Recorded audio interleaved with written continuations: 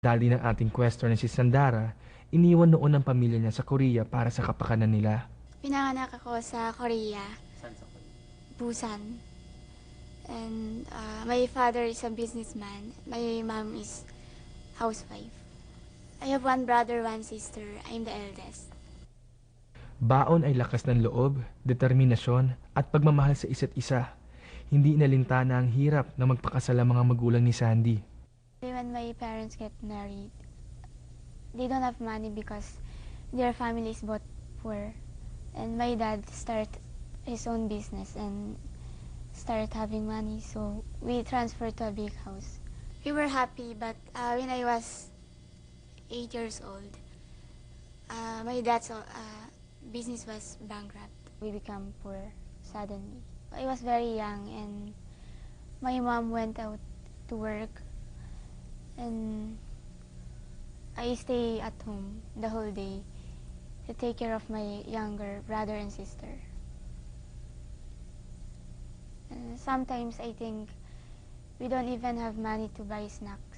We have food, but sometimes we don't have money to ride bus.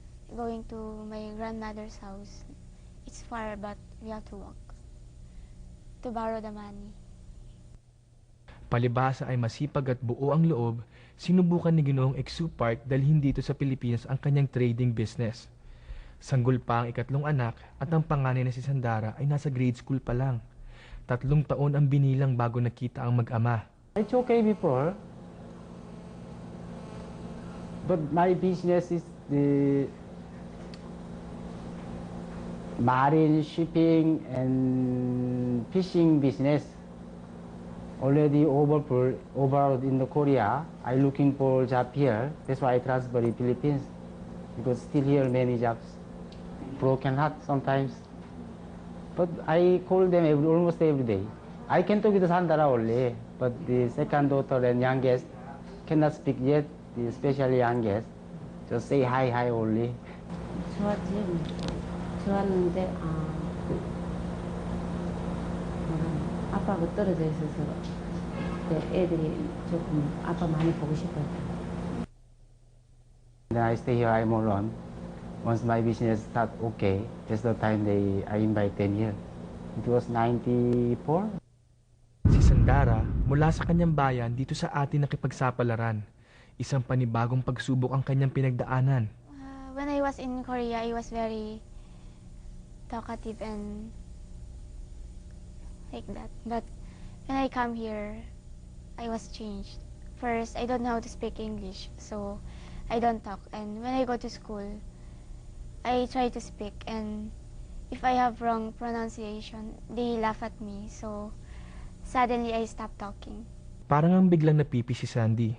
Ang dating masayahing dalaga, nahirapan na makibagay sa iba. Bagay na unti-unti naman nalampasan niya. I never talk, so I don't have friends. I'm a loner. Starting second year, I started having friends. My barkada, they help me to become active and to have friends. So I changed little by little. Dahan-dahan, natutunan at napag-aralan sa tulong ng ibang nagmamalasakit at nakakaintindi sa kanyang pinagdadaanan.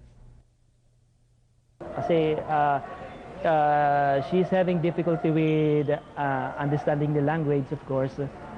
Kaya konting tutok lang kinakailangan niya. But she's good, especially in math, kinakailangan lang ng guidance. Sandara is quiet, hindi siya masyadong popular na katulad ng iniisip natin na, uy, heartthrob ang dating. In her studies, kapag di niya gusto, parang tahimik lang siya, ganyan. Pero pag interesting naman yung topic sa kanya, nakikita mo, all eyes, all ears yan. Based on our exchange of stories, I can sense that the family is a closely knitted family. They really are supportive of one another. I can see the mother coming over if there is a problem. Typical na teenager si Sandy. Di nagtagal, nahanap din niya ang grupong tatanggap ng buong puso sa kanya. My barkada name, PPG, means Pokpok Girls. Joke. Powerpuff Girls. My barkada is very talkative and active, kind, friendly, and they're not plastic. They're very conservative. We were 6 in our barkada. The second year kami, may sasabihin na lang siya, itetext niya pa. Magkalapit lang kami, magte-text pa siya.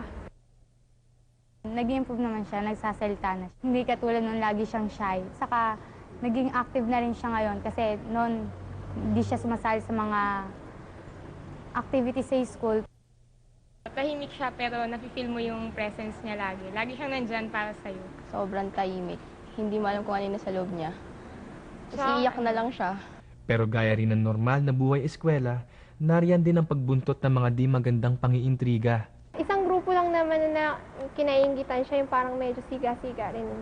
Mga babae. Nakakainis. Minsan nga gusto na namin sagurin. Yung parang sabihan na bakit ginaganon? Parang bakit inggit lang naman kayo? Bakit sila ganon? Bakit hindi nila pakita? Yung parang bakit hindi harap-harapan, lagi na lang sa likod nila ang kinakalaban sa Sandara. Iyak daw siya ng iyak, mga ganon. Yung mga second year, parang sinasabi na nakakahiya daw yung ginagawa niya.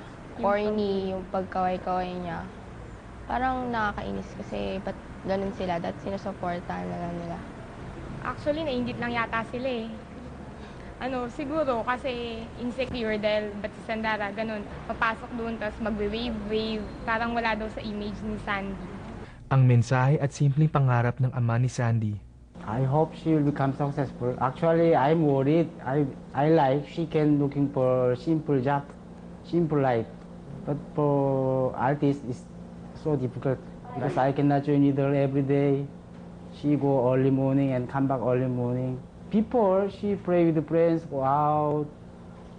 But this moment, only sleeping. Yeah, sleeping only.